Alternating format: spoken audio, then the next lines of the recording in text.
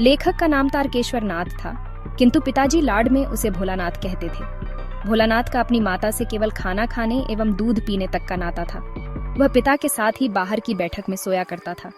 पिता प्रातः काल उठकर भोलानाथ को भी साथ ही नहला धुलाकर पूजा पर बिठा लेते। पूजा पाठ के बाद पिताजी अपनी एक राम नाम बही पर 1000 राम नाम लिखकर पाठ करने की पोथी के साथ बांध कर रख देते। कभी कभी बाबूजी और भोलानाथ के बीच कुश्ती भी होती। पिताजी पीठ के बल लेट जाते और भोलानाथ उनकी छाती पर चढ़कर उनकी लंबी लंबी मूछें उखाड़ने लगता तो पिताजी हंसते हंसते उसके हाथों को मूछों से छुड़ाकर उसे चूम लेते थे। भोलानाथ के पिताजी उसे अपने हाथ से फूल, एक धातु के एक कटोरे में गोरस, दूध और भात सानकर भी खिलाते थे। जब भोलानाथ का पेट भर जाता तो उसके बाद भी माँ थाली में दही भात सानती और अलग अलग तोता, मैना, कबूतर, हंस, मोर आदि के बनावटी नाम से कौर बनाकर ये कहते हुए खिलाती जाती कि जल्दी खा लो नहीं तो उड़ जाएंगे। तब भोलानाथ सब बनावटी पक्षियों को चटकर जाता था। भोलानाथ की माँ उसे अचानक पकड़ लेती और एक चुल्लू कड़वा तेल उसके सिर पर अवश्य डालती थी तथा उसे सजा धजा कर कृष्ण कन्हैया बना देती थी। भोलानाथ के घर पर बच्चे तरह तरह के नाटक खेला करते थे, जिसमें चबूतरे के एक कोने को नाटक घर की तरह प्रयोग किया जाता था। बाबूजी की नहाने की छोटी चौकी को रंगमंच बनाया जाता था। उसी पर मिठाइयों की दुकान, चिलम के खोंचे पर कपड़े के थालों में ढेले के लड्डू, पत्तों की पूरी कचौरियां, गीली मिट्टी की जलेबियां, फूटे घड़े के टुकड़ों के बताशे आदि मिठाइयां सजाई जाती थीं। उसमें दुकानदार और खरीदार सभी बच्चे ही होते थे। थोड़ी देर में मिठाई की दुकान हटाकर बच्चे घरौंदा बनाते थे। धूल की मेड़ दीवार बनती और तिनकों का छप्पर, दातून के खंभे, दियासलाई की पेटियों के किवाड़ आदि।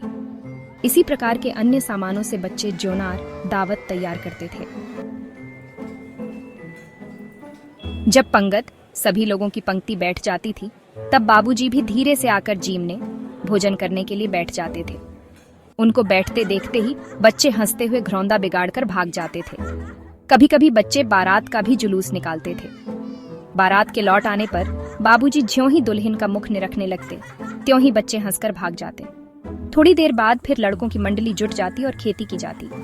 बड़ी मेहनत से खेत जोते बोए और पटाए जाते।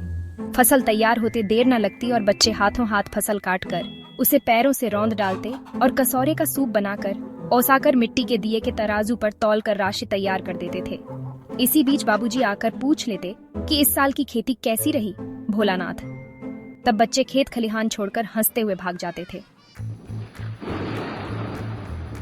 आम की फसल के समय कभी कभी खूब आंधी आती है। आंधी समाप्त हो जाने पर बच्चे बाग की ओर दौड़ पड़ते और चुन चुन कर घुले आम खाते थे। एक दिन आंधी आने पर आकाश काले बादलों से ढक गया। मेघ गरजने लगे और बिजली कौंधने लगी। बरखा बंद होते ही बाग में बहुत से बिच्छू नजर आए। बच्चे डरकर भाग चले। बच्चों में बैजू बड़ा ढीठ था। बीच में मूसन तिवारी मिल गए। बैजू उन्हें देखकर चिढ़ाते हुए बोला, बुढ़वा बेईमान मांगे करेला का चोखा। शेष बच्चों ने बैजू के सुर में सुर मिलाकर यही चिल्लाना शुरू कर दिया। तिवारी ने पाठशाला जाकर वहां से बैजू और भोलानाथ को पकड़ लाने के लिए 4 लड़कों को भेजा। बैजू तो 9-2-11 हो गया और भोलानाथ पकड़ा गया, जिसकी गुरुजी ने खूब खबर ली। बाबूजी ने जब यह हाल सुना तो पाठशाला में आकर भोलानाथ को गोद में उठाकर पुचकारा। वह गुरुजी की खुशामद करके भोलानाथ को अपने साथ घर ले चले। रास्ते में भोलानाथ को साथी लड़कों का झुंड मिला। उन्हें नाचते और गाते देखकर भोलानाथ अपना रोना धोना भूलकर बाबूजी की गोद से उतरकर लड़कों की मंडली में मिलकर उनकी तानसुर अलापने लगा। एक टीले पर जाकर बच्चे चूहों के बिल में पानी डालने लगे। कुछ ही देर में सब थक गए। तब तक बिल में से एक सांप निकल आया, जिसे देखकर रोते चिल्लाते सब बेतहाशा भागे। भोलानाथ की सारी देह लहूलुहान हो गई। पैरों के तलवे कांटों से छलनी हो गए। वह दौड़ा हुआ आया और घर में घुस गया। उस समय बाबूजी बैठक के ओसारे में हुक्का गुड़गुड़ा रहे थे। उन्होंने भोलानाथ को बहुत पुकारा, पर भोलानाथ उनकी आवाज अनसुनी करके माँ के पास जाकर उसके आंचल में छिप गया। भोलानाथ को डर से कांपते देखकर माँ जोर से रोने लगी और सब काम छोड़ बैठी। झटपट हल्दी पीसकर भोलानाथ के घावों पर थोपी गई। भोलानाथ के मुंह से डर के कारण सांप तक नहीं निकल पा रहा था। चिंता के मारे माँ का बुरा हाल था। इस बीच बाबूजी ने आकर भोलानाथ को माँ की गोद से लेना चाहा, किंतु भोलानाथ ने माँ के आंचल को नहीं छोड़ा।